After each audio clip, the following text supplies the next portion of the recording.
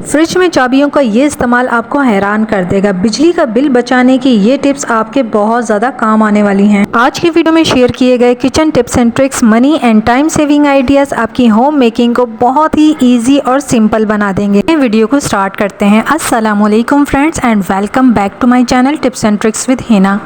यहाँ पर मैंने एक डिस्पोजेबल बॉक्स का लिड लिया है और इसके ऊपर मैं मार्किंग कर दूँगी रेक्टेंगल शेप में। शेप बनाने के हमने अब इसको कट करना है। कोई भी शार्प ऑब्जेक्ट से इसकी कटिंग कर लेंगे, लेकिन सिर्फ 3 साइड से करेंगे, एक साइड इसकी छोड़ देंगे। इस तरह से ये कट जाएगा और इसको ओपन कर लेंगे। इसके बाद हमने डबल टेप का इस्तेमाल करना है। छोटे छोटे से पीस डबल टेप के कट करके लिड के नीचे लगा दें। ये हमारा बहुत ही यूज़फुल सी और एक बहुत ही अच्छी सी चीज़ बन गई है। इसे हम कहाँ यूज़ करेंगे तो चले देख लेते हैं। हमारे रूम का या फिर एंट्रेंस का जो गेट होता है ना, वो अक्सर हवा की वजह से खुल बंद होता रहता है, आवाज़ निकालता है, या फिर अक्सर बच्चों की भी आदत होती है कि वो गेट को मूव करते रहते हैं।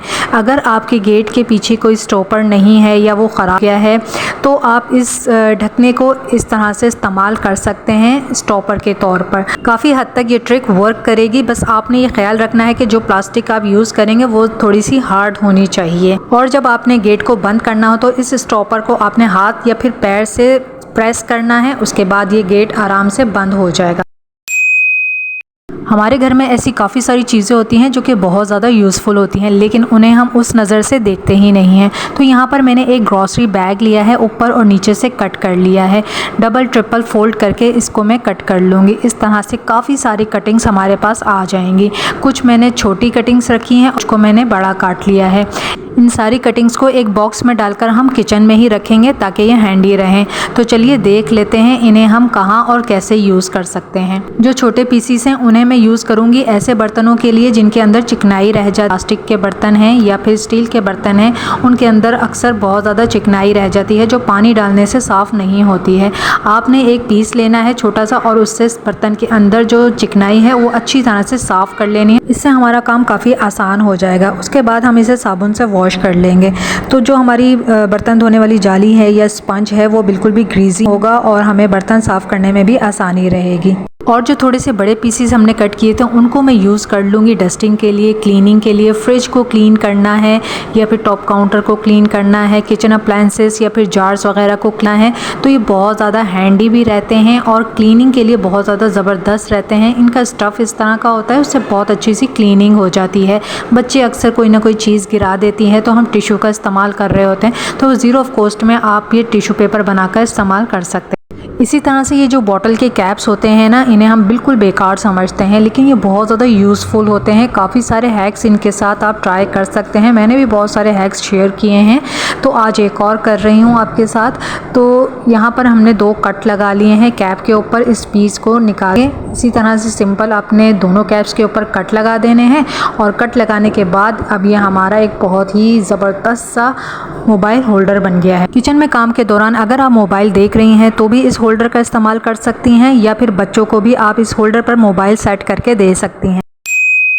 नेक्स्ट टिप देख लेते हैं। यहाँ पर मैंने तवे को बिल्कुल हल्का सा गरम किया है, या फिर जब आप रोटियाँ पका लेते हैं ना तो तवा हल्का सा गरम रह जाता है। तब आपने ये काम करना है कि 1 मुट्ठी चावल लेने हैं और 1-2 जवे आपने उसके ऊपर लहसुन डाल देने हैं और इनको हल्का हल्का सा आपने गरम करना है, जलाना बिल्कुल भी नहीं है। जब ये गरम हो जाएंगे इतना कि आपके हाथ बर्दाश्त कर सकें, आपने छूकर इसको देखना है। और उसके बाद आपने क्या करना है, एक मलमल का आपने कपड़ा लेना है।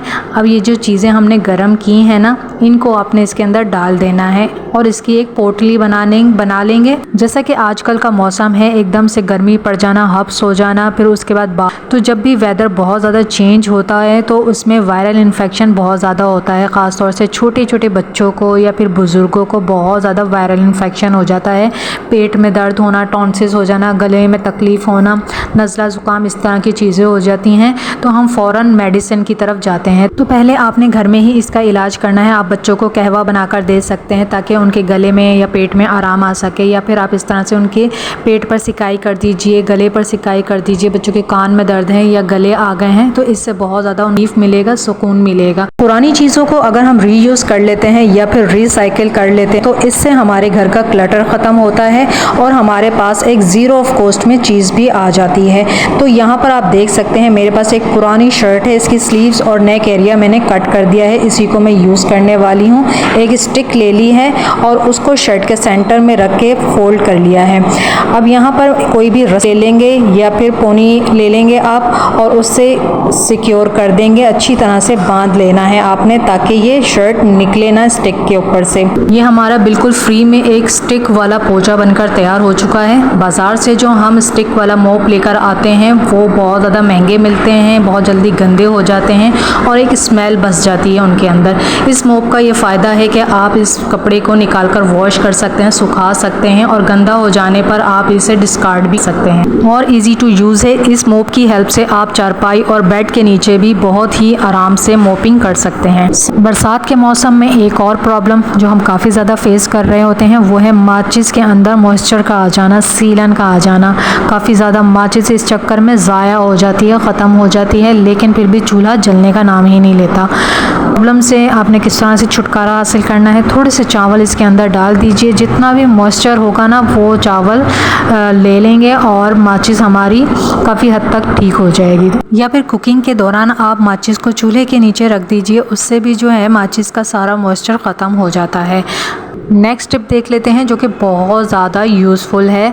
तो वो ख़वातीन जिनको जॉइंट्स का मसला है, जिनके हाथों में बांठे पड़ जाते हैं, फिंगर्स में हाथों को ज़्यादा मूव नहीं कर पाती हैं, काम करने में बहुत ज़्यादा मुश्किल होती है, ख़ास तौर से आटा गूंदने में बहुत ज़्यादा प्रॉब्लम होती है, तो आपने बिल्कुल भी परेशान नहीं होना है। आपने क्या करना है कि चम्मच से आटा गूंद लेना है, इससे भी बहुत अच्छा आटा गूंद जाएगा। जैसा कि मैं आपको बता रही हूँ, आपने इसी तरह से वीडियो को फॉलो करना है। तो आपने एक बाउल के अंदर कम क्वांटिटी लेना है, ज़्यादा आटा आपने नहीं गूंदना है। चम्मच से उसको मिक्स कर लीजिए थोड़ा थोड़ा पानी डालकर।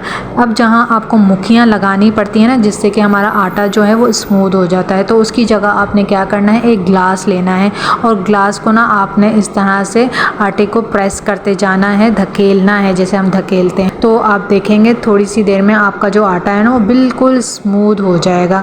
तो आपने ये कर लेना है और उसके बाद जो है ना आपने इस आटे को कम से कम आपने 10 मिनट के लिए इसको इसी तरह से छोड़ दीजिए हल्का सा पानी लगाकर, और उसके बाद आप देखेंगे और हैरान रह जाएंगे, आपका जो आटा है ना वो बहुत ज़्यादा स्मूथ हो जाएगा, सॉफ्ट हो जाएगा। आपको मुखियाँ लगाकर या हाथ का इस्तेमाल ना करते हुए भी ना आप आटा गूंद सकती हैं।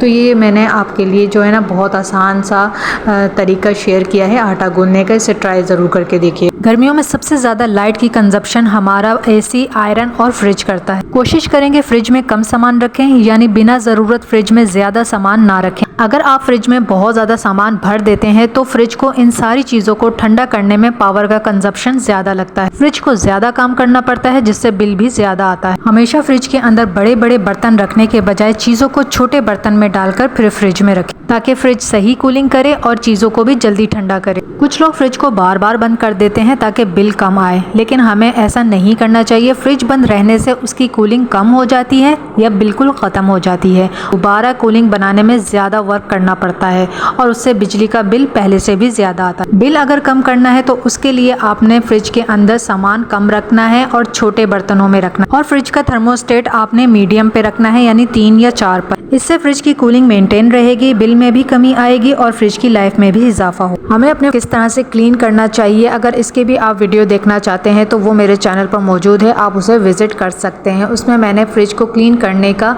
और चमकाने का बहुत ही अच्छे टिप्स एंड ट्रिक्स शेयर किए हैं। हम क्योंकि बिजली के बिल और कूलिंग की बात कर रहे हैं तो यहाँ पर हमने इस बात का भी ख्याल रखना है कि जो फ्रिज का गैस्केट होता है, यानी कि जो रबर होता है ना, इसकी क्लीनिंग भी बहुत ज़्यादा ज़रूरी होती है और इस पार्ट को हम बहुत ज़्यादा इग देते हैं, ये हार्ड हो जाती है और इससे हमारा फ्रिज जो है वो प्रॉपर बंद नहीं होता है और इस फ्रिज की कूलिंग बहुत ज़्यादा मुतासिर होती है। तो इस एरिया को क्लीन करने के लिए टिश्यू पेपर पर या फिर किसी कपड़े पर चाबी को रैप कर लीजिए और उससे जब आप गैस्केट की क्लीनिंग करेंगे ना तो बहुत अच्छे से ये अंदर तक बिल्कुल साफ़ हो जाएगी और हमारे फ्रिज की कूलिंग भी बरकरार रहेगी। पर्सनली मुझे बहुत ज़्यादा पसंद है। इसके मल्टीपल यूजेस और हैक्स मैं आपके साथ पहले भी शेयर कर चुकी हूँ। आज एक और बहुत ही यूनिक आइडिया आपके साथ शेयर करने लगी हूँ।